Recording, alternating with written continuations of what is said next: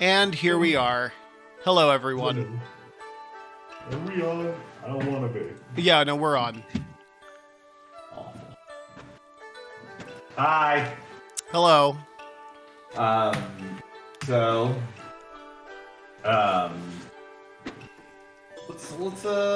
let's rap. I'm gonna sing Hamilton. All of Hamilton. I'm not super good at that, but I can try. Please do a rap album. Absolutely not. Please do That would your be- next album. That as would a be rap so, album. no, that would be so much work, and it would just be so bad. It would be a ton of work. It's so much work. No. I refuse. I'm also not that good at, like, I know that I'm good enough at, like, a lyricist to write something good. I don't know if I'm a good enough vocalist to actually do rap well. And I know for a fact I'm not a good enough audio engineer to make, like, a good hip-hop beat. Those guys are fucking wild. You know, you could just make an edutainment rap album. Oh, there you go. Now that I could do. Yeah, see? That's like some dorky white guy shit. Yeah, absolutely. Yeah, I got you. I got you. Make a rap album about the Pythagorean theorem.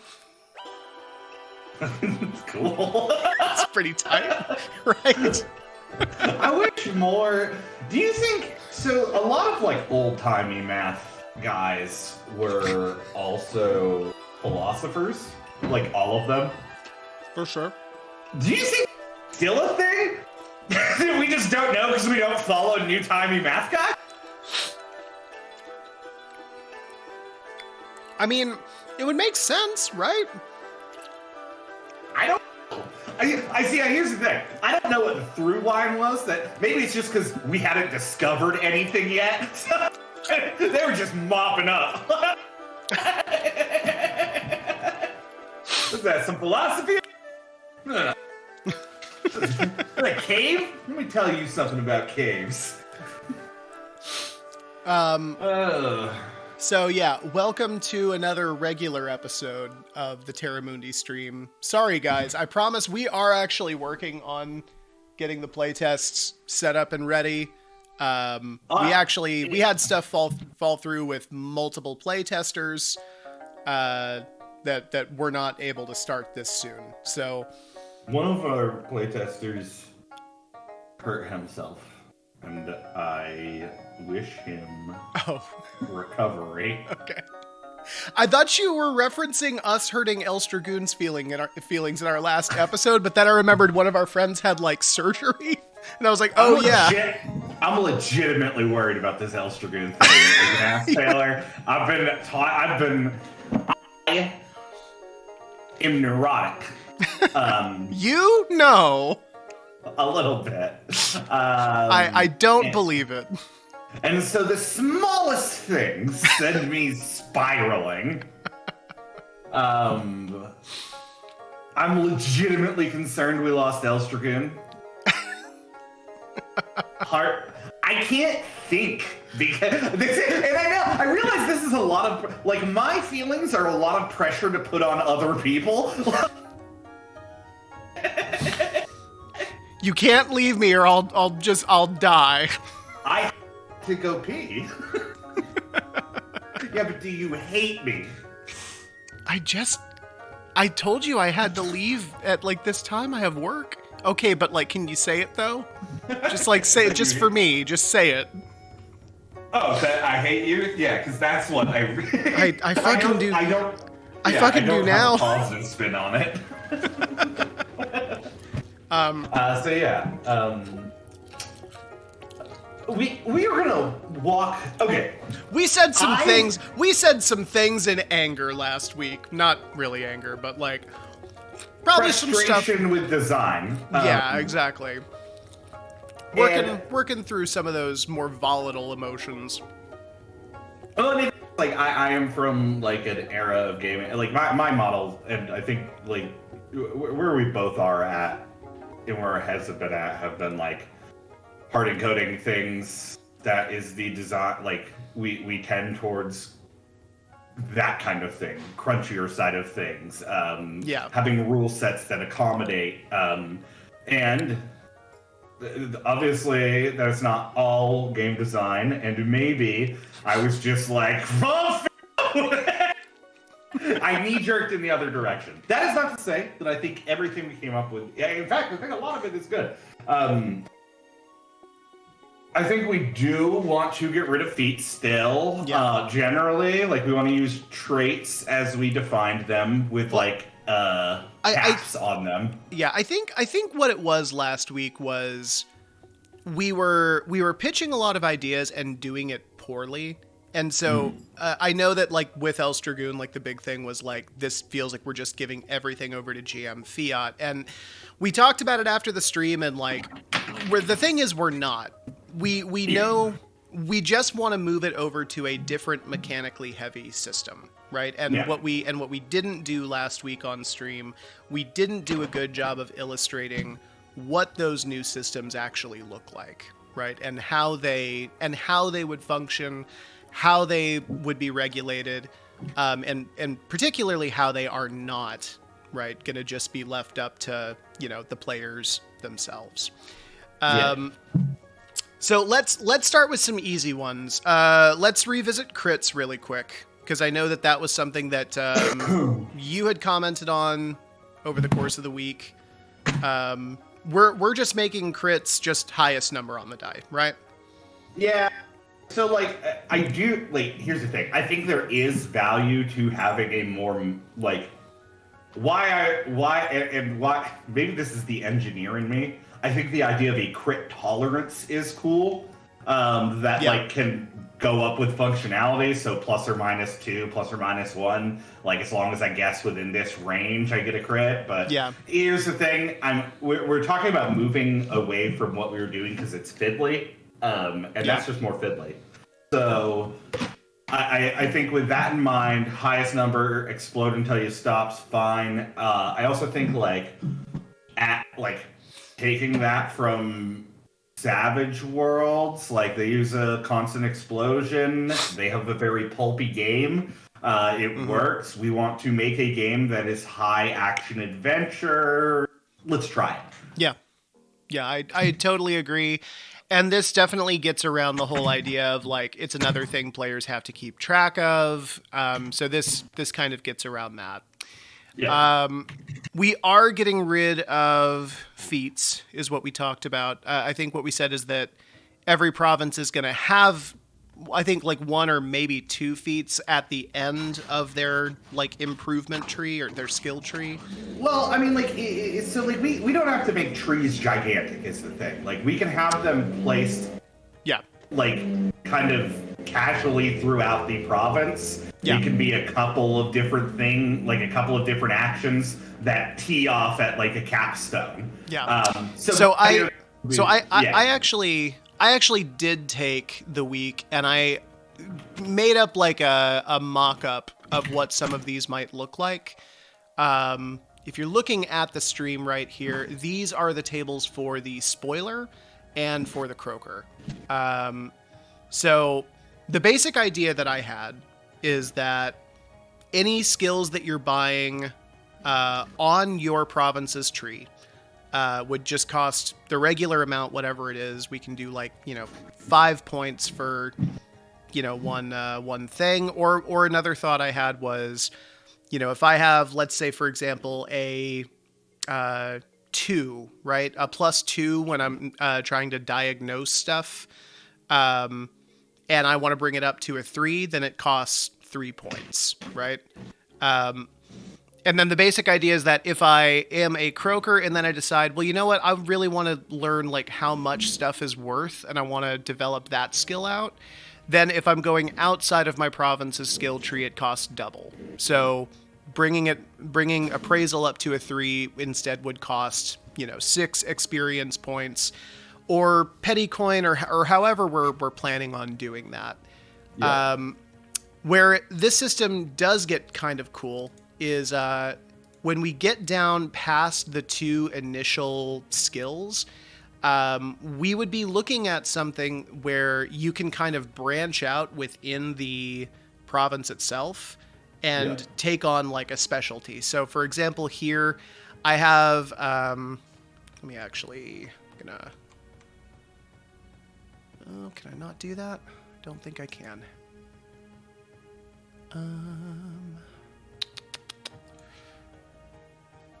Let's see here.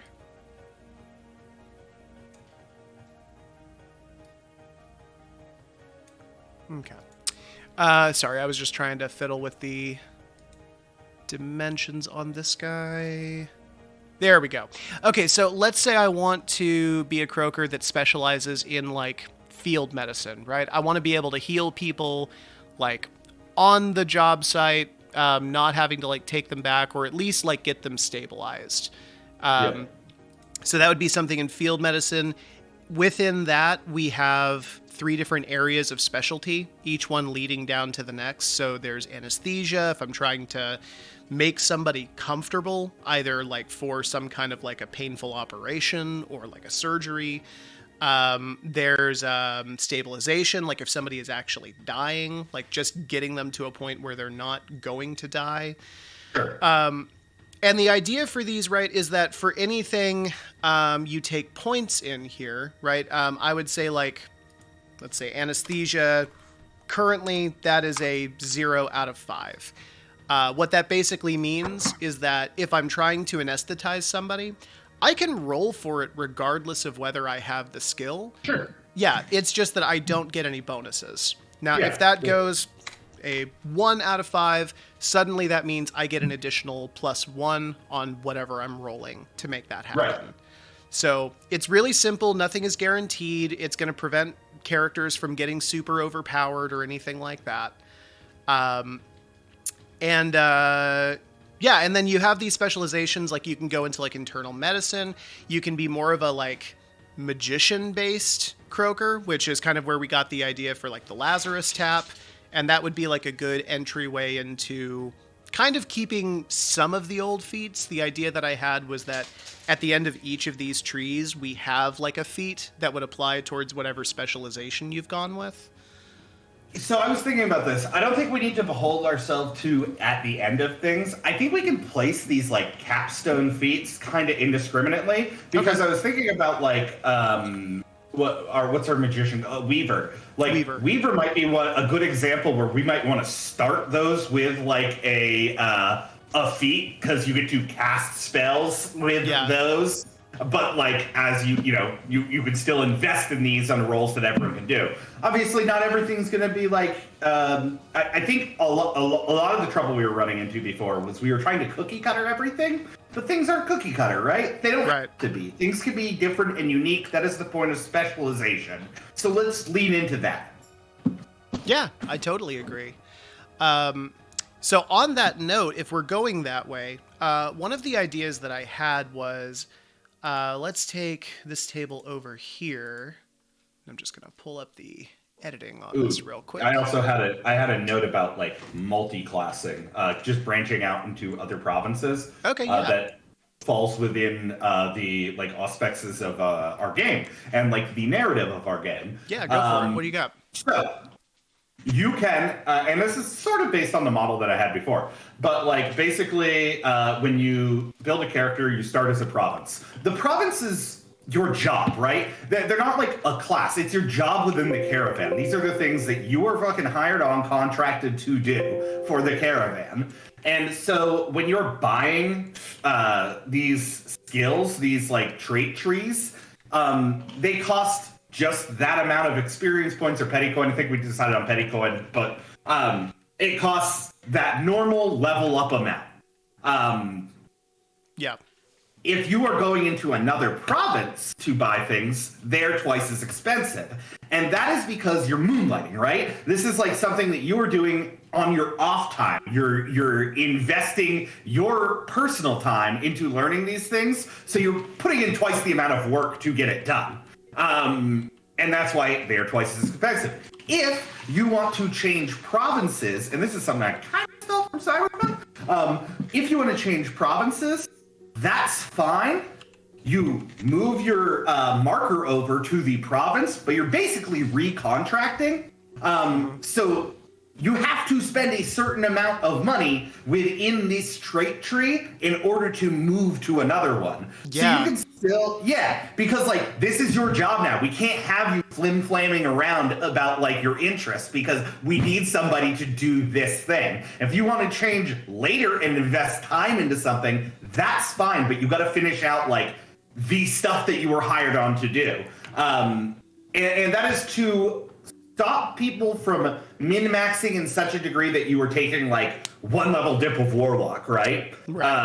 Which like super great for every class in Dungeons and Dragons because you get spell slots that come back on a short rest. You know, it's super versatile. But you could still make builds. It still like goes for those people who like min-maxing and theory crafting. You just have to think ahead, right? Like I like, okay, I want to do this. It means I have to invest this amount into this tree though. So like, I think you're getting a bit of both worlds that way. I love the idea. So I guess then let's just call it moonlighting. I like moonlighting. Moonlighting works mechanically and in fiction, so I like that a lot. So my question then would be, where you have to sink a certain number of points into each tree. Where do you think that happens? Because the obvious point for me is when you get to like where it splits off into threes, right? Like if you fill out contacts, you fill out appraisal on the spoiler table, then at that point you can select a new tree. Yeah. I mean, I think that's pretty fair. Like filling out, or like maybe we don't have to lock it so like you have to fill out observation before you get to archives. Like you can put 2 points in observation, put 2 points in archives. Yeah, you're just extending the amount of time. So maybe it is just like you have to spend this amount of experience points or this amount of money. Yeah. And maybe that increases the higher your experience goes, right? So that was actually another idea that I had that I wanted to bounce off of you was basically like having tiered prerequisites for moving on in these skill trees being dependent on the level that they're on. So for example, right, contacts here is like your level 1 skill. To pass beyond that, you need to have 1 rank in contacts. Appraisal would be like your level 2 skill. You have to have 2 ranks in appraisal to move on to one of your specializations, which are observation, computer database, negotiation, whatever. From there, you get to like level 3s. I think after that point, when you get down into like, let's say I go into observation, right? From there, I think it's a little more fluid just because you've kind of picked a specialization. So it's like you have 3 ranks in observation, and from there you can go into archives, interviewing, or recon, and kind of go to any one of those things. So what I would suggest here then is we don't like on that cookie cutter comment. Let's like we can break up these tiers by province, right? Like maybe it doesn't have to be 3 straight specializations. It can be like a couple of small trees here, and once you have spent this amount in this class, you can move up to these different specializations. Like we can break apart and segment things more, so that we get that like small upgrade feeling, what we were talking about before. But I mean, I feel like that's what I've got here. I might not be understanding what you're saying. Is interviewing based off of only going down this specialization? So basically, once I pick observation, this would be like me. This is like what you had for like a lot of the social stuff that you had with like your feats in the spoiler tree. So like if I'm going into a place to try and research a contact, observation would basically just be like having a look around, getting a lay of the land, trying to discern like what are the potential threats here. What are the, who are my potential allies? Who are the people who can be, what's the word? Who are the people that like I have leverage over? Who are the people that I don't, right? From there, we have like specializations going into like archives, interviewing, and recon. The idea there, though, is that all three of these... Let me actually fix this one sec, because this might be the source of the confusion.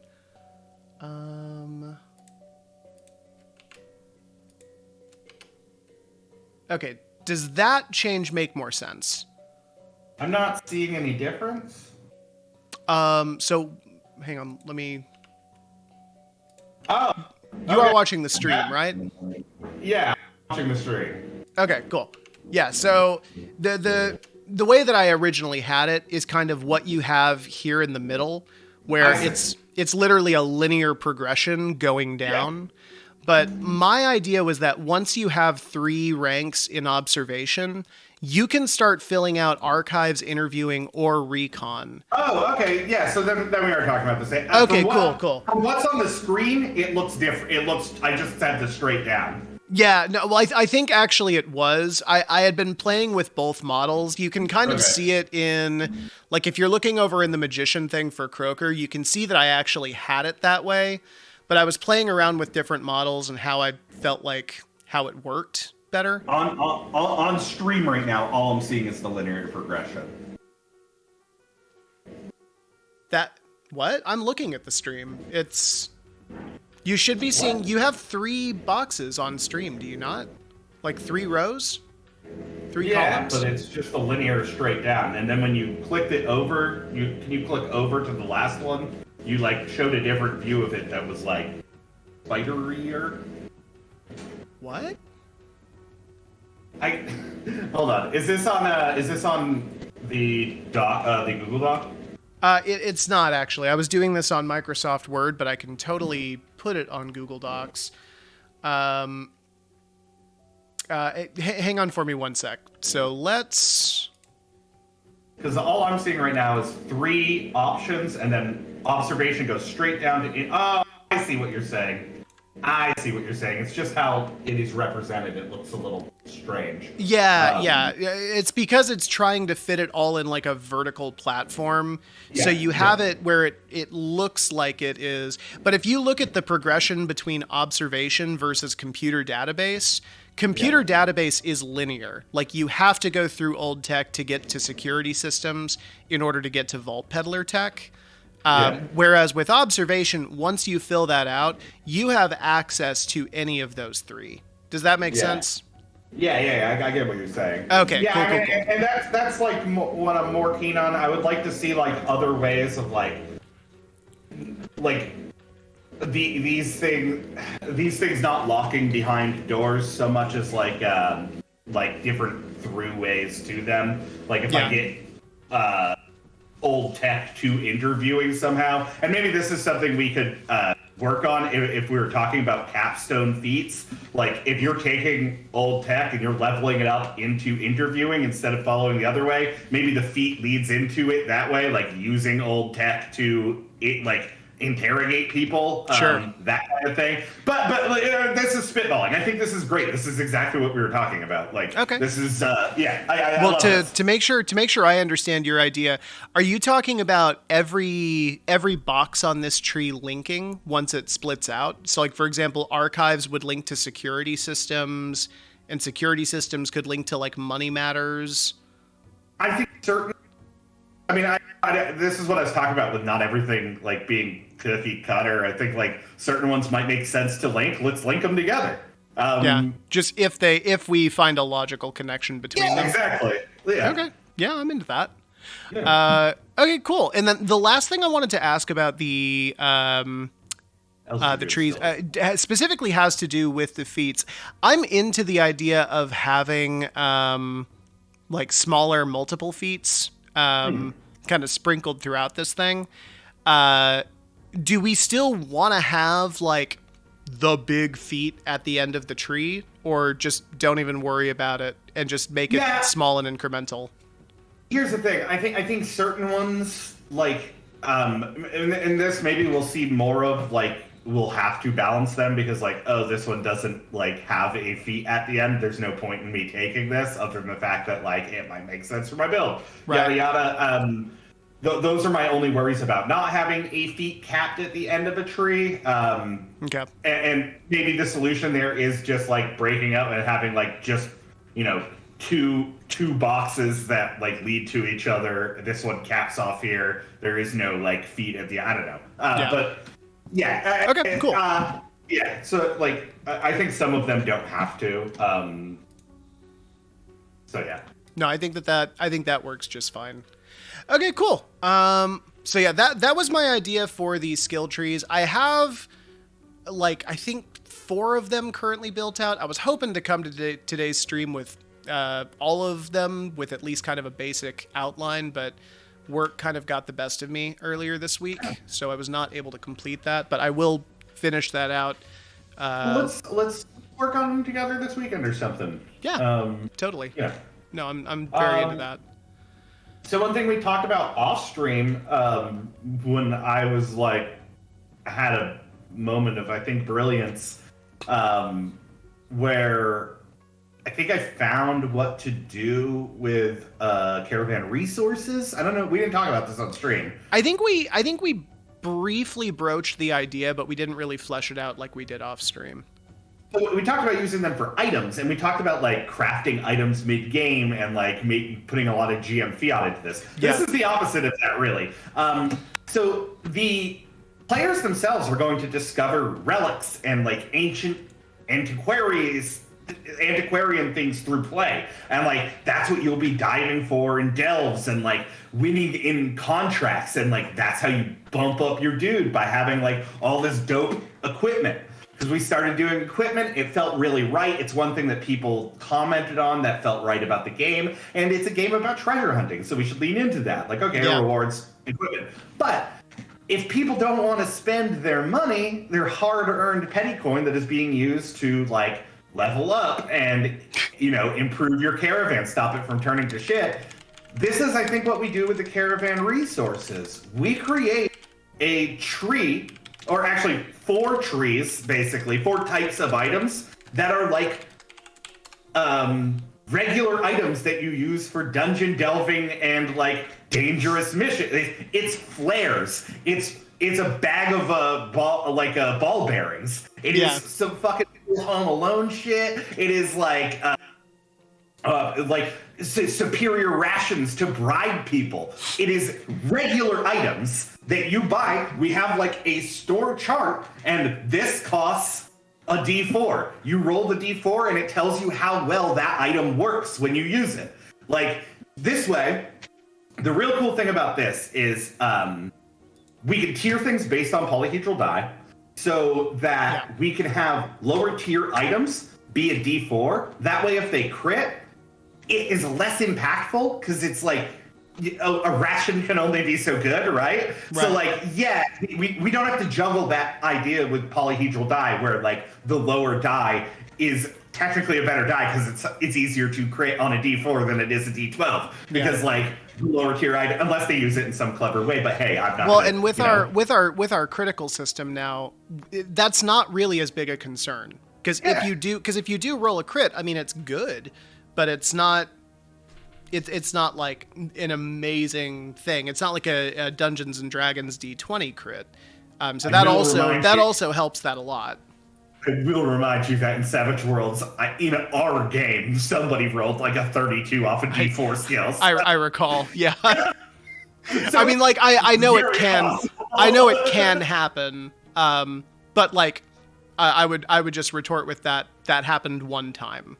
Like, well, yeah, it happened one time, and like, if we're like fucking segmenting items like this, like, great, you bribed someone really good with like some superior rations. Yeah, like, cool, it's good rations, but it's not like end of the world shit, right? Like, whereas like a D12 item probably is like an explosive charge. That bad boy crits, it really goes off.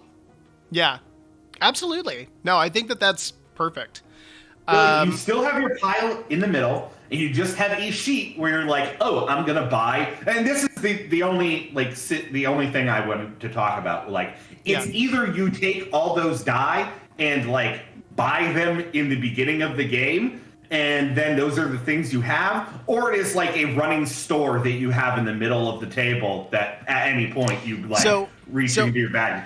That one's easier to track. The other one makes more sense logically. The other one makes more sense, but I would go for the one where you have in Honey Heist, right?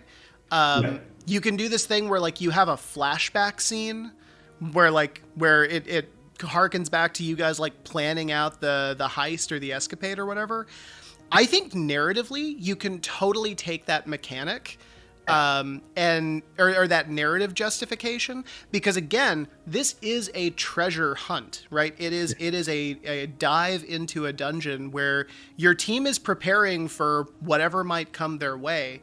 So I really love the idea of like, I've got a D4. I have this thing on the sheet that I know costs a D4.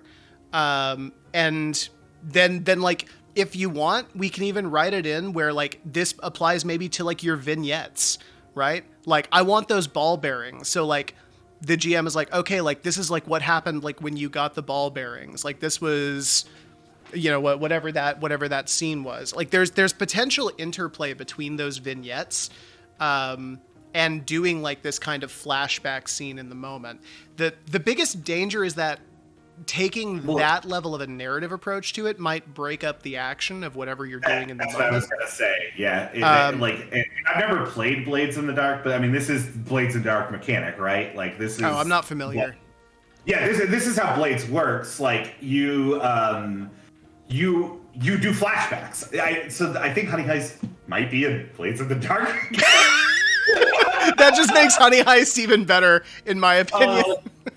But that is the idea. Like you have like a stress meter, and you can like basically go down and like use flashbacks to get through things, and that's how it works. It's a heist game where you don't have to set up planning. Is the idea of Blades in the Dark? You are just badass heist guys.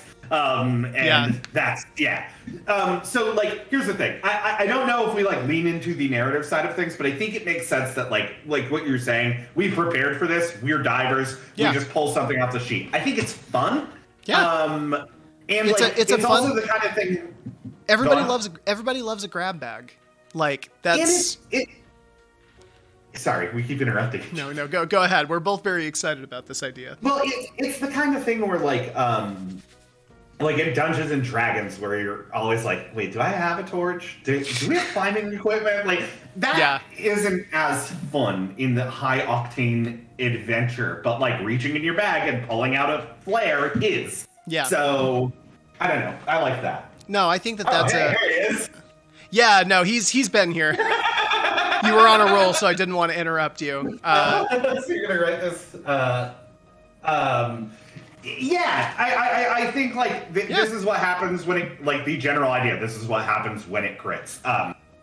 Or maybe we give like broader I don't know. But here's the thing. Like this gives us a store that we can write, right? Like we get to draw up a company store with our game, which I think is very, very fun. And we get to do splat books later on of improved company stores, like R&D based splat book and stuff like that. So I don't know. I really like this idea. Yeah, no, I think that the biggest thing that we need to do, the biggest question that I have is we need to not come up with the items themselves right now. But we need to come up with the blueprint of what every item looks like on the sheet. So like, for example, I'll use L5R again because I use it every other session. Like L5R has specific like statistics for everything. Like there's deadliness, damage, range, there's item qualities, there's I forget, but like we need to come up with those categories for our items. Yeah, exactly. So that's fine. We can look at like some of the items that I made for the playtest, and I think we could steal a lot from there because I played around a lot with like range and like quality, and because we already have like items hard encoded with like a sword does 4 damage. Like I think this is very easy thing to do. And Yeah. I've actually, cards on the table, have been coming up with, like, on my drives home every day, coming up with items that could fit, because I'm like, work? Are there, like, social items that would work? And I'm like, yeah, there are. Like, I think jewels are a social item, because I can bribe you, motherfucker. You know when you're talking with your buddy at work and they're on their cigarette break and you're like, "Hey, can I get a cigarette?" And they're like, "Nah, sorry, man, this is my last one." But then you realize, "Oh, fuck, I got this sick emerald in my pocket. I bet he'll give me that fucking cigarette now." That's cool. This is a cool game. You just hold out an emerald and you're like, "Are you sure?" Huh. Where'd you get an emerald? That's big. Mm-hmm. Uh-huh. You know you could buy like a whole cigarette factory with that, right? Mm-hmm. I want your cigarette. Fat, and I'm still happy because he just made one of my favorite sentences. He's been so bummed. He's been so bummed this whole stream. Okay, cool. So, trying to think of where this is gonna go in the overall. Yeah, you worry about that. Not me. I don't have to worry about that stuff. Yeah, no, this is my problem. Yes! This is my cross to bear. I think am it goes thinking under about caravan. Yeah. So here's a little personal conundrum I'm having. Sure. InDesign yearly purchase, like I'm using Affinity, which is fine, but like looking at InDesign sometimes I'm like, damn girl. But that's about $250 a year. And then like Yeah. Photoshop, which would be nice to have for certain things, is about $250 a year. Maybe it's fucking hard to look at prices for fucking the Adobe Suite. It pisses me off. It is absolutely savagely priced. It is priced for fucking. It is because it's industry standard. They don't have to price for consumer. Anyways, I guess I could just buy Photoshop the months I need it. But like, it's like just over $600 for the Adobe Suite for the year. And I'm like, well, if I get both of those two things, that's just two programs. If I get the Suite, it's like all of them for only $200 more. Not that like fucking nobody uses Dreamweaver anymore, but I used Dreamweaver in a community college class where I made what I can only describe as like a fucking fever dream involving like a sentient cone that I animated. Like, it was weird. It was a weird fucking class. you're a cool guy, man.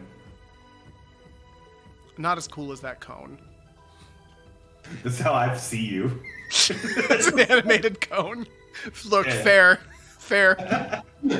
I get it.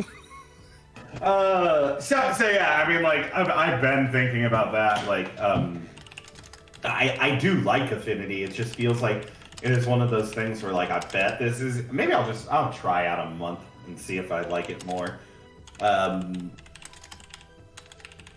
I'm just a baby in the art world, Taylor, and I'm so excited about everything. I mean, Hey. you are talented though, and actually on that note, I need what? I was gonna ask El Dragoon if he does physical art and like what he uses for fine liners, because I'm going through fucking microns like a lunatic. I need another alternative. Well, while El Dragoon is typing up that answer, I just want to show off a piece of art that you recently made. So Corey sent me this on our Instagram chat like a couple of days ago, and like it fucking blew my hair back. Look at this cover. Look at this shit. I'm swooning over this. I mean, Corey, this is the idea for the cover, right? For Vault Peddlers? I can't see. It's not on stream. Maybe it's not on stream yet. It definitely will be. Should be. Word. Yeah. Yeah, this was. So I made the symbol first, which I sent you a couple days ago, because I wanted something that was simple and readable, and I've been kind of like thinking. And like I've talked about to Adam about a lot of this, and like this is the case where like we're starting to do like some visual design. We're kind of putting a stake into the tone that we're setting for our game. Very. Thank you. Right?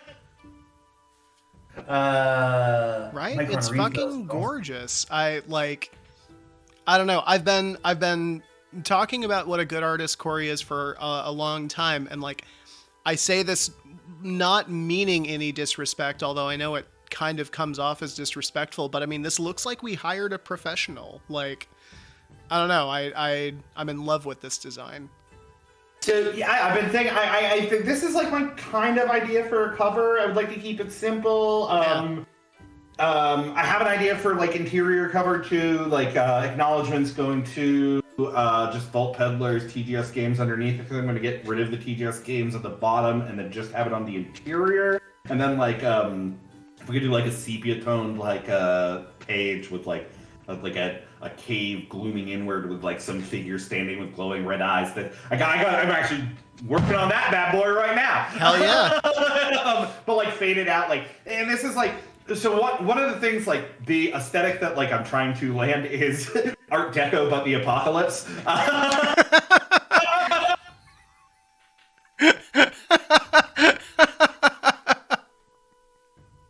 gotta look at this. Okay, cool. I'm gonna order some of these bad. So I just ordered some. What are they called? Hold on, Taylor. Hold on. He's been talking about these pens for like a week. So I've been trying some stuff out. So I will try those. I've been looking at like some fountain pens and like I don't know. I will definitely check that out then. I did buy these, which don't have the name on them, and it's in Japanese. They look cool, and someone was giving good reviews on it, so I was like, oh, check that shit out. And I should have another today.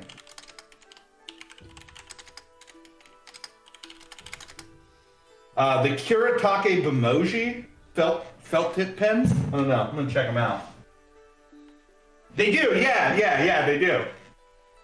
Little string on the back? What? Got like a. Oh, why? What is that for? Is it just, it's just there? Okay, cool. And then I picked up these Arteza like fine liners because I was like, I kind of want to check these out. I kind of want to pick up some of their markers. I picked up some Spectrum Noirs too. Very excited about that. Anyways, done with Art Corner. Sorry. But yeah, so my idea is like, I don't know. I might like, I kind of want to keep it simple. Part of me is like maybe throw up some like more Art Deco shit up the side on the binding end. That might be too busy. I was kind of talking with Adam about like maybe doing like some art crawling over the binding to the other side, like just peeking over the other side to like break it up and bring some in-fiction stuff. Not sure. Still playing with things. That's fair. Okay, fair.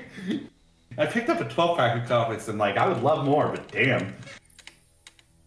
Okay. So what we're gonna do here, because when you had done this before, you had made a shitload of individual tables.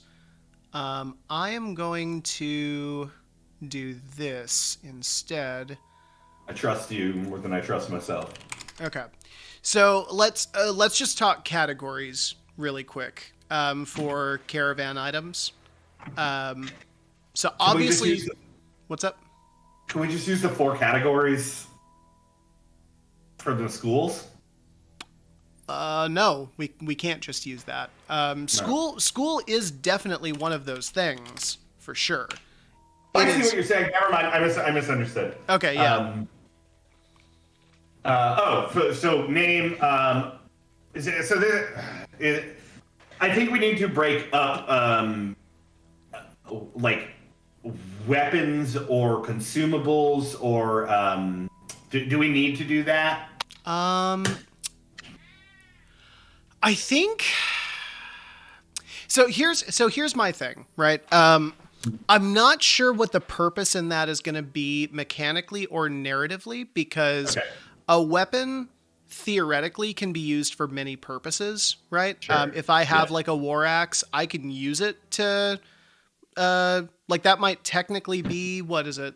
Like command or something? Yeah.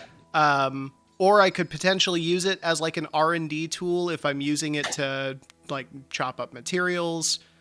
Yeah. Then let me suggest this. Mm-hmm. Probably duration. Like if we're just doing general categories, that we could put NA on certain items if they make sense. That to be not applicable. We would probably want duration. Like thinking about spells and feats, right? Like so duration, effect, and what is it called? Target. Like you probably want or range, target or range. Okay. Do you have any objection to saying maybe durability instead of duration? That's fine. Okay. Well, I don't know, because like I imagine a lot of these are going to be like you pop off. The idea of these is like you pop off, right? Like you pop off an item, sure, and it does a thing. It has an effect. The idea is that these are like you don't get to. I'm not keeping my. I'm not buying a war axe, right? I'm using equipment, and because everything is bubblegum and shoelace put together in the future, because it is the post collapse, and we are a rowdy group of caravan crowders. Like when you use an item, the item is spent. Like if we buy climbing equipment, once we use that climbing equipment, it's pretty much trashed. Yeah. So I don't know. Does durability make sense? Like durability to me says that like something can live through past a use. Maybe we have uses. Yeah, I think number uses. Yeah, that makes sense, right? Yeah, that's kind of both worlds, right? Yeah, definitely.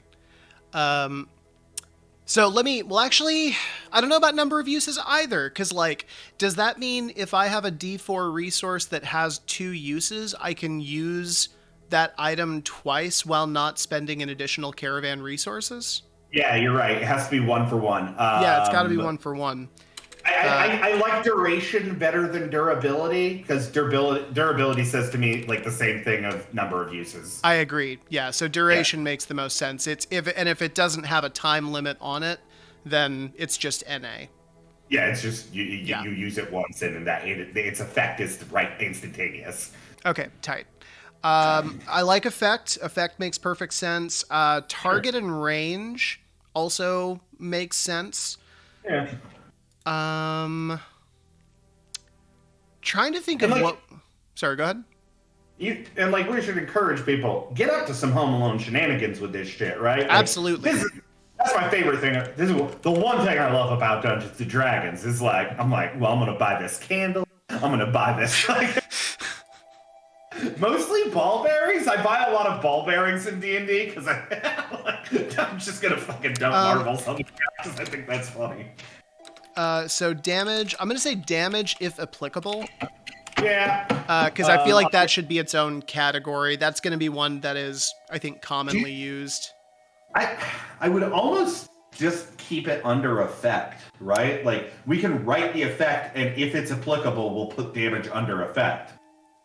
I'm worried that the point of the table is to make information immediately accessible. I'm worried that if we have a weapon that has like a paragraph description and then damage at the end, it's just going to make it harder to find.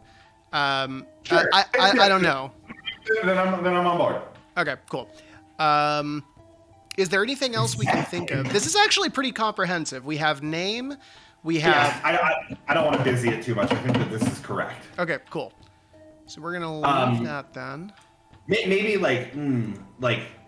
how long it takes to get going. Does that make sense? No, that would be under effect, I think.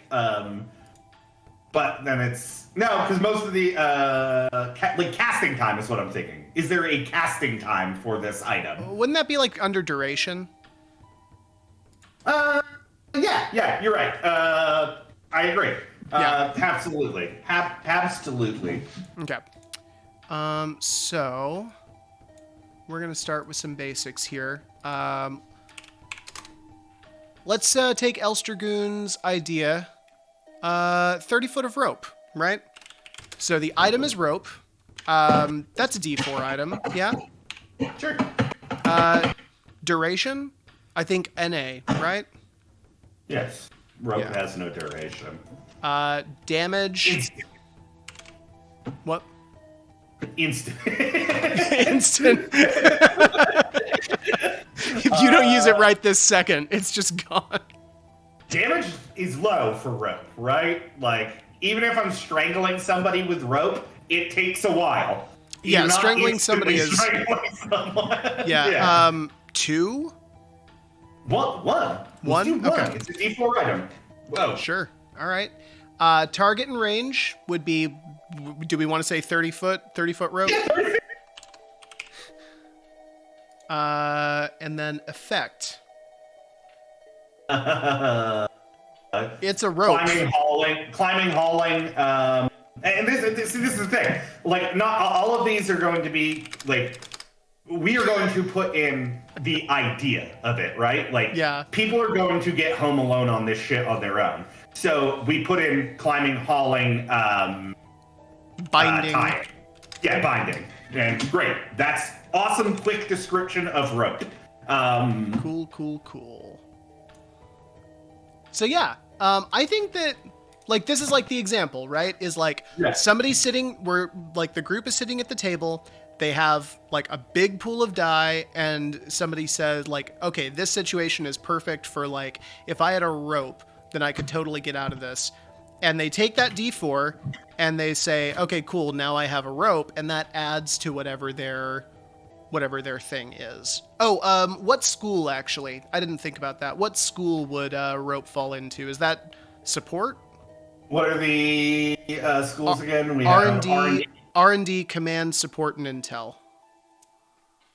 Ooh, you could go a lot of different ways with rope, huh? I feel like it's support, though, right? It's just it's a multi-purpose, general use kind of thing. I like it. Yeah. Absolutely. On the topic of Monty Python, you guys know what my favorite Monty Python bit is? Sorry, I'm just gonna do it because it's the best part. It is in the beginning of Monty Python and the Holy Grail. Yes. The swallow the only time in the movie where they bring up the coconuts, it's like suggesting that a swallow might fly south with the sun, or the house martin or the plumber may seek warmer climes in the winter. Those are not strangers to our lands. Are you suggesting that coconuts migrate? Not at all. They could be carried.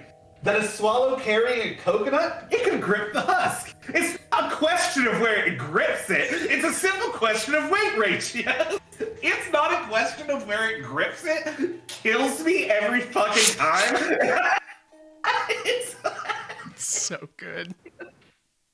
I'm sorry. It tickles me pink and I don't know why. Oh fuck, that's a great movie. My favorite was always the my favorite was always listen, strange women lying around in ponds distributing swords is no basis for a system of government. I mean, if I went around saying I was the emperor just because some moistened pink lodged a scimitar at me, they'd lock me away. I didn't vote for you. I didn't vote for you. The fucking power in the voice. I didn't vote for you. Man. Okay, guys, I needed that laugh. I've had a hard month this week. So yeah, Help! I'm being repressed. Fuck. So good. Oh Oh fuck. Okay, so it's not Monty Python and the Holy Grail. Have you? I think it's a skit in Flying Circus. Have you ever seen How to Defend Yourself Against an Attacker with a Banana? I don't know if I have. It's the fucking best. It's so good. So it's like the self-defense class, and they're going through. It's like a 5 or 10 minute long skit, and this guy's like, "How do you?" Right, then eat the banana, thus disarming him. Fuck. So like, he's like he's like, how would you defend yourself against an attacker with a banana? And like the guys do all of this like weird judo shit, and he's like, no, like that's bullshit, that doesn't work. And he's just like, now the definitive method of how to defend yourself against an attacker with a banana. And the guy comes at him with a banana, and he just fucking shoots him.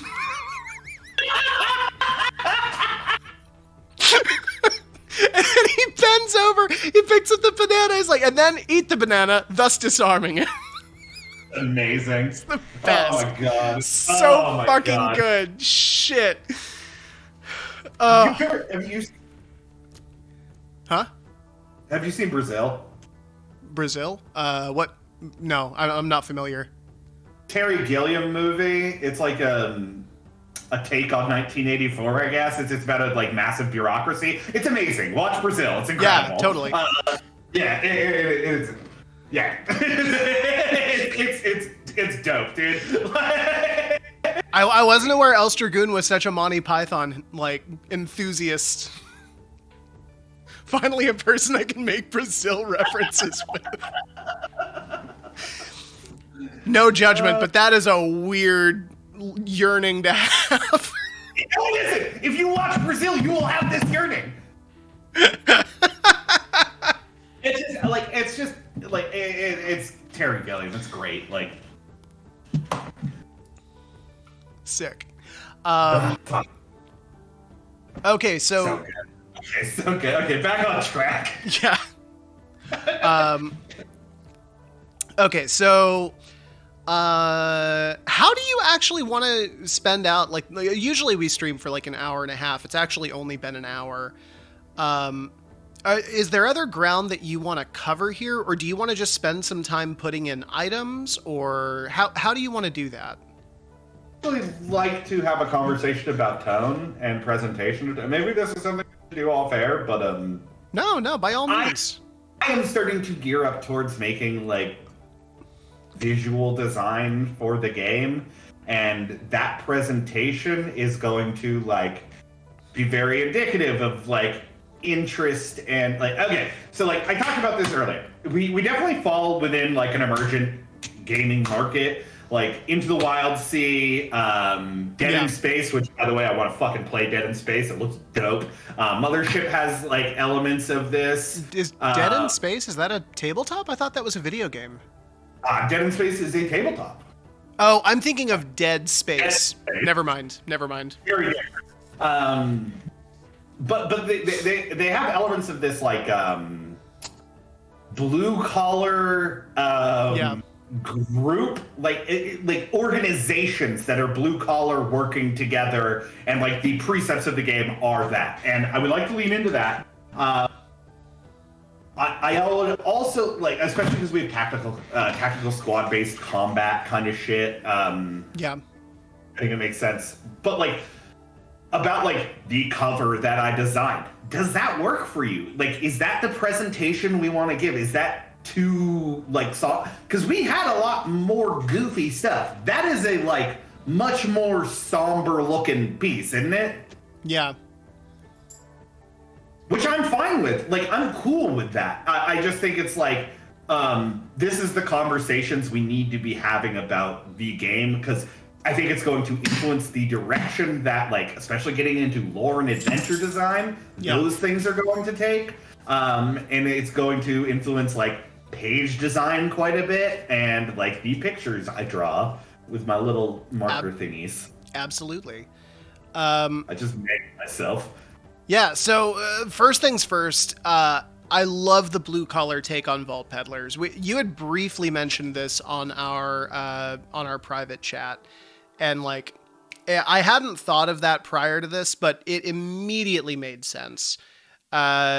Like, because I think what I said back is like vault peddlers are like a weird combination of like long haul truckers, grad students, and like mall security.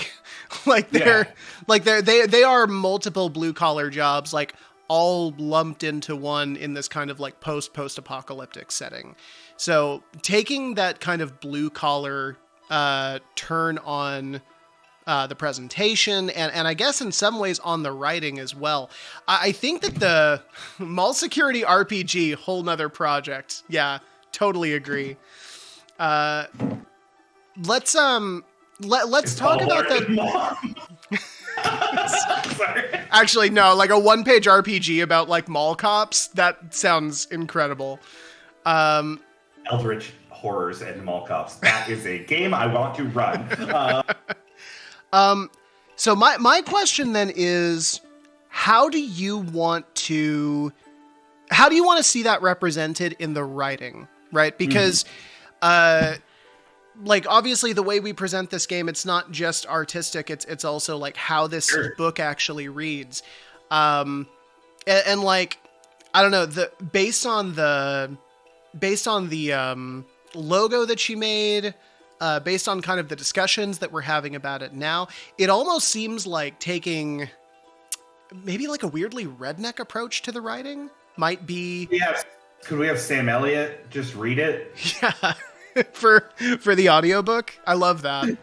We can afford him. Well, so no, this makes sense though, like because. Oh, Corey, your audio is completely cut out. What is going on? Sorry, folks. Sorry for the delay. Hey. Okay. Yeah, we're That's good. weird. You're good. Okay, cool. So like that the old world is dead bit, I think it like fits, but it's also like not particularly inspired. It's very like I don't know if that like I would like to lean into. I think like I'm kind of not joking about having Sam Elliott narrate this, like from the perspective of like a trucker. Well, and this was kind of what I meant. Yeah, like Yeah. I actually think that's good writing direction, whether you meant it that way or not. So if we go that route, then I think I would like to lead into the somber, serious side of things from the perspective of like one of these long haul truckers. Okay. Like if we can split the uprights there, that is the vibe I would like to get. Because that is the other like that's the other end of this pendulum, right? Because on one end you have like this very serious kind of thing, which I actually think fits Vault Peddlers really well. And on the other end, I was thinking like a more zany, almost like Borderlands take on narration, which Sure. I don't hate in general, but I don't know if it fits for a project like this. So I think that's the direction we were initially in. Yeah. But I think like looking at this, hearing this like idea of like scrapping together haulers and like fucking talking about the like very serious king of Vigil being like, oh, but the Vigil folks ain't all bad. I would like to like have that tone of like a trucker who isn't taking things too seriously in a world that is very hard scrabble and tough to live in. Yeah. So yeah, I that is the direction I would like to go in. So a follow-up question then, because I think that's great. That's great direction for any of our narrative pieces. Obviously, we have a lot of those in the book where we're introducing specie, where we're introducing province. Do you want that tone to carry over into the actual rule set? Like if I'm talking about like how caravan die are used, do we want to maintain that tone? I think at a certain, like, I think Elstragoon is right here. Like, the artifice kind of gets in the way of clarity in writing. And especially in rule sets, I think it's important to have clarity in writing. Yeah. So Honestly, I think actually Dungeons and Dragons does this very well. They do. Where they use a lot of flavor text and they use like those sidebars to like enforce things. And that's what I would like to do. Have sidebars like written maybe in or flavor text around that like is in character and present the rules very straightforward. I absolutely agree. All right. Like I think that it kind of what Else Dragoon said. Like I actually enjoy when a rule set is written with a unique voice and when it's written that way, but definitely I think that style lends itself to a more narrative heavy game than what we have. And when you have a game that has as many rules as we do, it's probably a good idea to just put it as plainly as possible. And that's the thing, because you have to reference the rule book, and that gets in the way when I'm like, I don't know what, like, stop talking about Scrabble. You went to a how to write your rule book seminar? Where the hell were they holding that? That sounds tight as fuck. I want to go to that.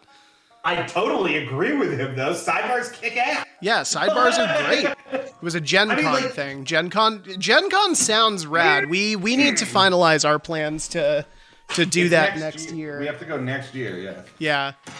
Should we meet before that?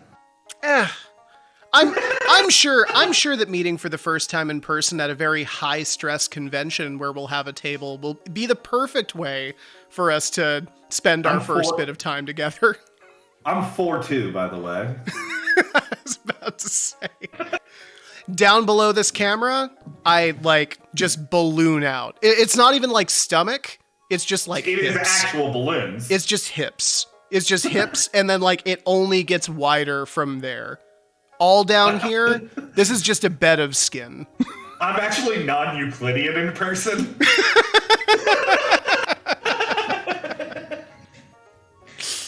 But yeah, no, Gen Con sounds tight. I definitely want to go do shit like that. But before that, we can hit smaller cons, and that's our plan this summer. Yeah. So yeah, so like with that in mind, then I think I can take that visual style and do something with that. Cool. Another thing that kind of relates to tone. Do you want this is obviously we're going to have a lot of tables that are included here. Do we want to keep this same like green effect that I have going now? Do you want to consider like a different color change that would be more conducive to the look that you're going for, or what are you thinking there? Right now, we can keep it. I did have like some website ideas, and maybe we can spiral off of that shit into I don't know. You know whose website I really like, even though it's fucking gaudy and ridiculous? Fucking Morkborg. Never seen it. I'm gonna find out. It's awesome. Oh, wait a minute. I think you showed me this. This is the metal RPG thing? Yeah. Yeah. It's like all yellow. It's just like straight fucking yellow. Yeah. They lean into their aesthetic super heavy. No, they definitely do. That header is fucking tight as hell too. I don't know how they managed right? to. I don't know how they managed to get their site to look like that, but that is so nice. Like a metal website, right? Like they lean into their aesthetic really hard. I would love to play Morkborg, even though like I'm not like super OSR guy. I don't know. Some OSR I like. Yeah. I think like Stars is kind of OSR inspired a little bit. Yeah, a little bit. Like it's definitely it's comprehensive. I like that it's almost all on like one page, which is very cool. Look how rad that is. Go up one. Which one? It doesn't matter. Keep going down. Those are just dope. Yeah. No, I mean these are just very cool. Yeah, it's just super rad. Yeah, so Morkborg, you're going to have to inform me here. I mean, that's like a single game, right? Yeah, single game. There's like Okay. they've been releasing a lot of splats for it and stuff. I mean, So- which is weird because it's OSR, so like a lot of them are just like narrative stuff, like Yeah. talking about the world, I guess. Like, I mean, obviously there's rules for like overland travel, like I don't know. Yeah. Well, like I mean- maybe what we can take from this is like we can personalize the pages on TGS games like for the game itself. That's what I was thinking. Yeah, I don't know how that works with the header and all that, but we can definitely look into it and see if we can make something that's a little bit more like personalized for Vault Peddlers when we get to that.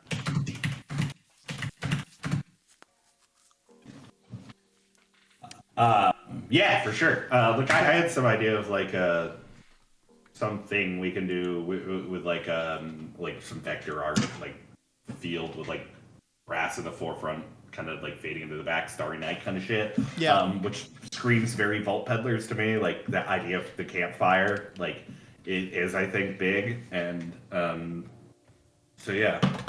Yeah, Man. Okay, tight.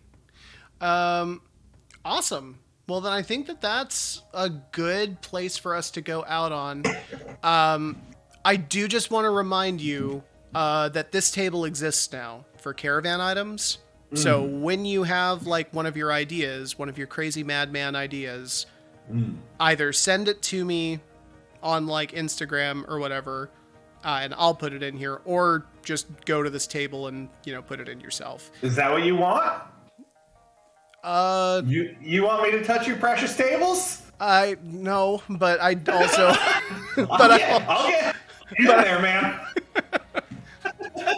I'll get it in there one way or another. Oh, what did you do? I come back and the whole document is just deleted, and all it says is I forgot how to use Google Docs. It reminds me of that scene in The Simpsons where Homer's playing Mumblepeg at the breakfast at the dinner table, and he's stabbing his finger every time. And Marge is like, Homer, don't do that at the dinner table. He just goes, I didn't hurt your precious table.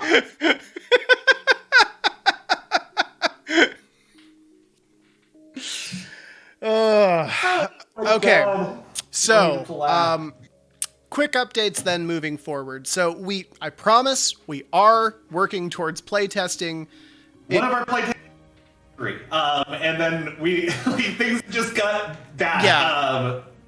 One of our playtesters had surgery. Another of our playtesters weren't available for like another 2 weeks. So it is gonna happen. We are doing it. It's not us. It's you. Well, tell you what. Let's move forward with these ballistic changes at a breakneck pace. Yeah. I won't rest. I don't need it. It's for cowards. Okay. I'll have a breakdown later. It'll be Yeah. fun. Tight. Awesome. Great. I'm a breakdown. I'm allowed to have a breakdown. This later. is sustainable.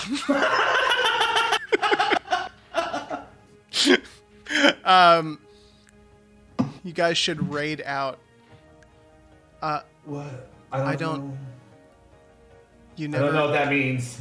El Stragoon, I'm so sorry. We're old. What is raid out? No, MMORPG.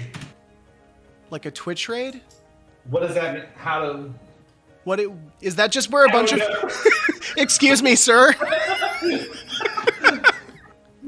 Questions. What is because this happened on our channel one time where like 5 people came on all at once. Is it just literally like you get a bunch of your friends together and you go on a channel? Like, I don't really know. I'm sorry. I actually don't know. But when you want to end your stream, we raid. Well, why would... You're streaming all the people in it. So you move from one stream to another. How? Okay. How do you do that? Wait. When you want to end your stream, we raid your stream, and all the people in it basically just teleport to their stream. It's how you cross-pollinate on Twitch. But if I'm... Okay, you're going to need to give us like a lesson on this. Why, if I'm on your stream when you end it, why would people come to my stream? Because they're all moving together. But like, do I post on your stream that I'm going to my stream? Type slash then raid. We're going to go raid someone. Like right now? Okay, type slash and raid. We're gonna go raid someone. Do it. You're in charge. Like in the okay. Okay. Slash raid? What are we? Raid Cryomera. Okay, you have to pick a channel. So write slash. Whoa. So now we're doing that? So now we're raiding? What does this mean? Okay, now just stay in the stream. Now just stay in the stream and it'll so you bring neat. What? It's going to bring our channel over, and we're going to be watching somebody else's channel. So when we end our stream, we can bring all of our viewers over to somebody else. And then, presumably, they can do the same thing to another channel when they're ending their stream. So you cross-pollinate viewers by, like, people who wouldn't normally watch. This is why you have no other followers. Yes! I just thought Twitch was just some friendly man. Look, El Dragoon, we did not get on this platform to make followers. We got on this because we're bad at forcing ourselves to do stuff on a regular basis and keeping track of our stuff. That being said, we have been talking about trying to get followers to be serious about things. You gotta hit ignition, and then the two of us go. So just click raid now. That's ignition? Yeah, do it. Doing it. Hell yeah. Woo!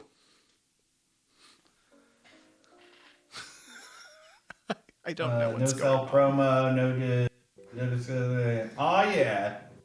I'm gonna promote this because this does look cool. This is the first time we've done something interesting on this whole stream. We're doing it. Okay, got it.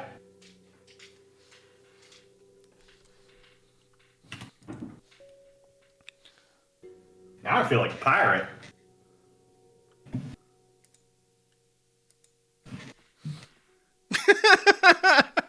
This is very new. This is embarrassing. Oh, something is rad. This is cool. What the hell are we on? This looks rad.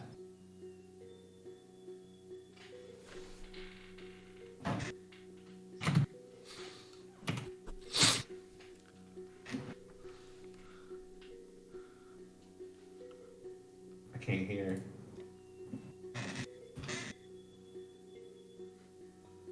So, Corey, I don't see anything on my end. I've got another chat going, but I don't see anybody else's stream. Hit the screen? Hit the screen? Sometimes you gotta hit the screen to get like the... I've got to be on the website, I guess. Oh, yeah, probably. Yeah, because I'm just looking at it through OBS, that's why. Okay, one sec.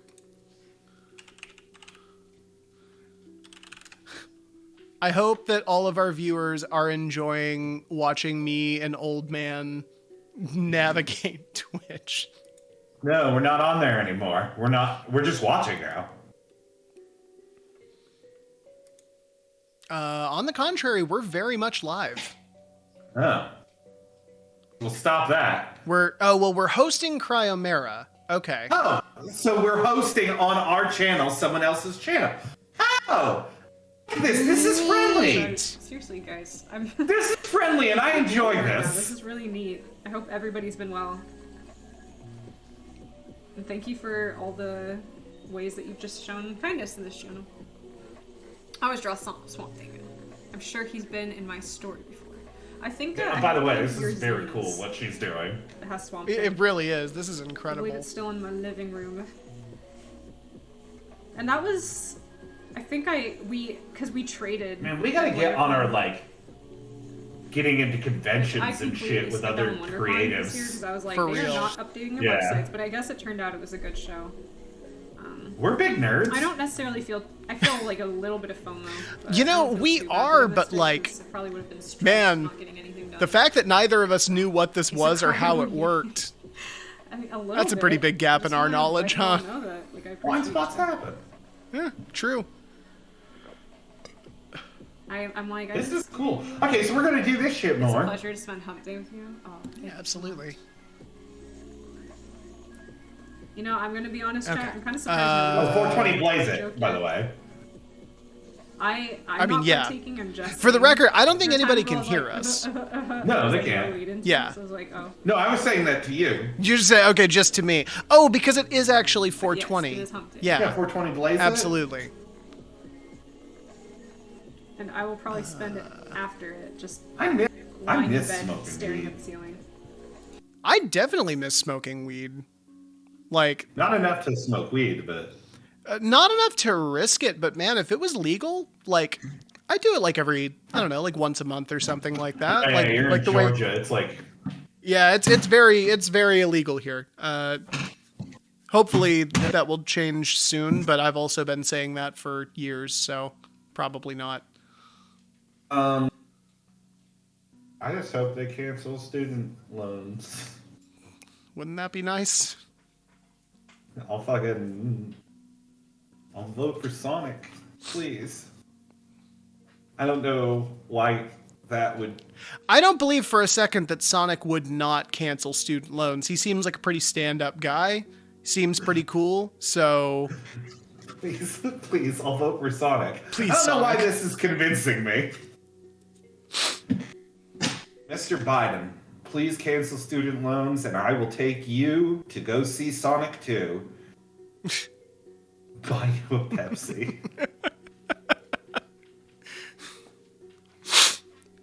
If you... Has anyone tried to live with the presidents on a human level about this?